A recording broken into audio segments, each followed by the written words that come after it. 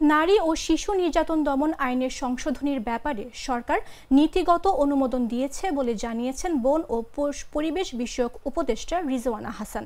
তিনি বলেন, আজ প্রধান উপদেষ্টা অধ্যাপক মোহাম্মদ ইউনূসের সভাপতিত্বে এক বিশেষ সভায় এই সিদ্ধান্ত নেওয়া হয়। সোমবার রাজধানীর বেইলি রোডের ফরেন সার্ভিস একাডেমিতে আয়োজিত এক প্রেস ব্রিফিংয়ে এসব কথা বলেন পরিবেশ উপদেষ্টা।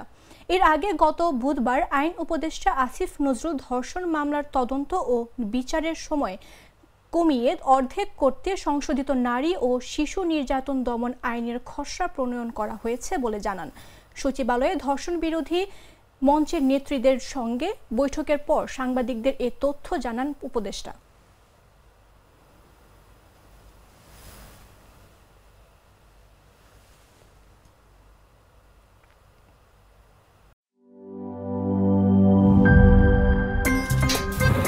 আমার একটা স্মার্ট সিদ্ধান্তে 25% গ্যাসের খরচ কমেছে। ভাবছেন কিভাবে?